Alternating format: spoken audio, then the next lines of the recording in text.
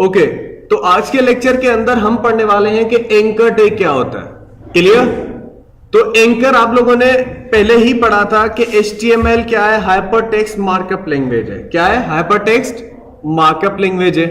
तो हाइपरटेक्स्ट मकसद वो टेक्स्ट जिसके ऊपर हम लिंक करते हैं, जिनके थ्रू हम लिंकिंग देते हैं। क्लियर? यानी कि HTML ऐसी लैंग्वेज है जो पेजेस को ग्रुप करती है बाय यूजिंग टेक्स्ट जिसके ऊपर हम लिंक वगैरह देते हैं। सही है? अब उसी ही पर्पस के लिए आप एक चीज पढ़ते हो या एक टैग है जिसे हम एंकर टैग कहते हैं। क्या कहते हैं? Anchor tag. क्लियर? ये एंकर टैग काम क्या करता है?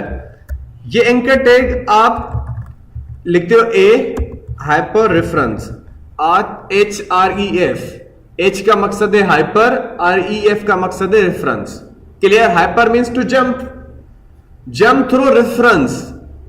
क्लियर है? अब यानी कि जंप तो करेगा लेकिन कहां पे करेगा वो इसके अंदर देना है, हाइपर रेफरेंस के अंदर। सही है? यानी कि वो पाथ जहां पे जाना है इसको। क्लियर है? अब हाइपर रेफरेंस क्या करना चाह रहा है, अभी मैं इसको प्रोवाइड कर रहा हूं कि ये जो हाइपर रेफरेंस करेगा, कोई भी चीज आप ओपन करवा सकते हो, चाहे आप HTML का पेज ही क्यों ना ओपन करवा दो। सही है? अब मैं क्या करता हूं कि HTML का पेज इससे ब्राउज करवाते हैं। हमने प्रीवियस क्लास के अंदर क्या पढ़ा था?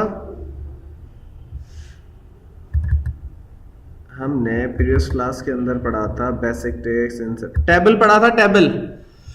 टेबल का एक हमने पेज बना के सेव कर दिया था। ऐसे ही है?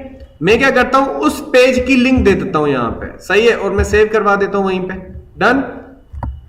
उसके बाद आपने कुछ भी नहीं करना, आप इसको यहां से आके कवर करो और ये आपके पास पेयर टैग है। क्या है? पेयर टैग है, यानी कि ये ओपन भी होगा और अलग से क्लोज भी होगा। क्लियर? ए मकसद एंकर, ए मकसद एंकर। क्लियर है? अब इसी एंकर टैग को हम क्या कर रहे हैं? एंकर कर रहे हैं, यानी कि हम कोई ना कोई जंपिंग करवा रहे हैं। अब क्या ओपन करना चाह रहे हैं? ये वाला वेब पेज। क्लियर? ये वाला वेब पेज ओपन करना चाह रहे हैं। अब किस पे क्लिक करें तो ये पेज ओपन हो? समझ में आ रहा है? किस पे क्लिक करें तो ये पेज ओपन हो? तो आपको इन ओपनिंग और क्लोजिंग टेक्स्ट के बीच में लिख देना है। सही है? तो मैं यहां पे सिंपल जो भी आप लिखना चाह रहे हो, जरूरी नहीं है टेक्स्ट दें, हम कोई इमेज भी दे सकते हैं। उस इमेज के ऊपर क्लिक करेंगे तो टेबल वाला पेज ओपन हो जाएगा। सही है? चाहे आप कोई वीडियो दे दो, उसके थ्रू भी हम लिंक वीडियो के क्लिक करेंगे, वहां पे चले जाएंगे। ऑडियो दे दो, उसके ऊपर क्लिक करें तो वो वाला पेज ओपन हो जाए। सही है? आप लोगों ने देखा होगा फेसबुक वगैरह पे बहुत सारी चीजें आ रही होती है, आप क्लिक करके वहां पे जंप करके जाते हो। आप कुछ सर्च करते हो क्रोम से और फिर आपके पास बहुत सारी लिंक्स आ जाती हैं according to your requirement. Suppose आपने लिखा व्हाट इज HTML, तो हजारों लिंक्स आ जाती है नीचे। फिर आप किसी भी लिंक के ऊपर क्लिक करते हो तो आपका वो पेज ओपन हो जाता है। ऐसा ही है ना? तो वही करने वाले हैं हम। सही है? एक टेक्स्ट लिखेंगे और जिसके ऊपर हम जैसे ही क्लिक करेंगे तो मूव हो जाए किसी दूसरे पेज पे जो ओपन करना चाह रहे हैं उस लिंक के थ्रू। सही है? अच्छा, मैं यहां पे लिख देता हूं क्लिक हेयर टू ओपन, कुछ भी लिख दो, जरूरी नहीं है यही लिखो, ओपन द वेब पेज। मैं इसको सेव करता हूं Ctrl+S और हम वापस जाके अपनी ही बैच की जो कोडिंग है उसी के अंदर, आज की डेट क्या है? 2 नवंबर।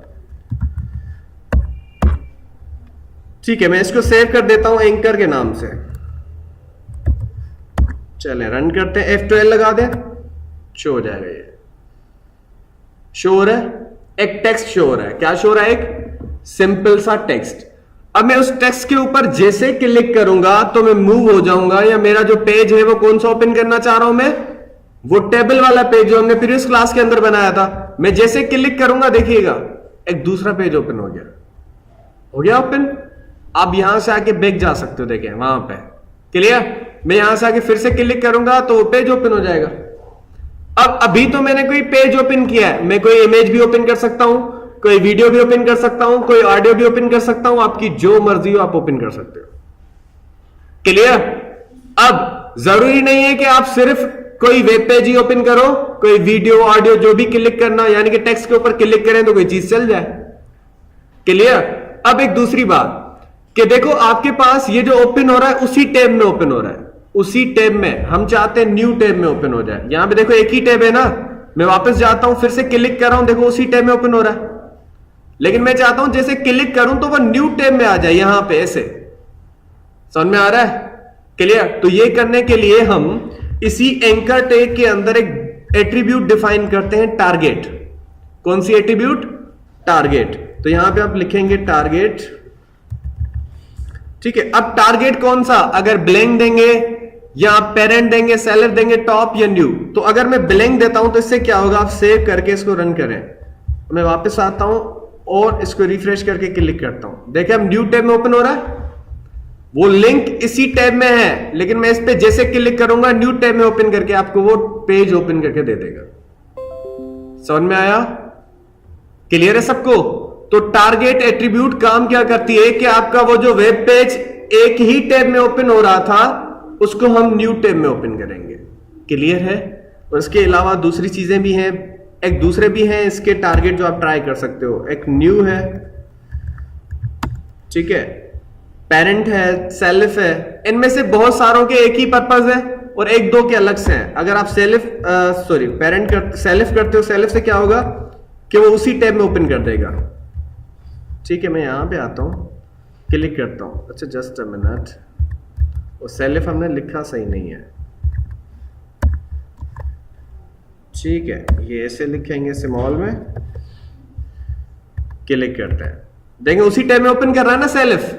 तो बाय डिफॉल्ट अगर टारगेट ना भी दो तो उसी टैब में ओपन होगा, अगर आप सेल्फ लिखो फिर भी उसी ही टैब में ओपन होगा।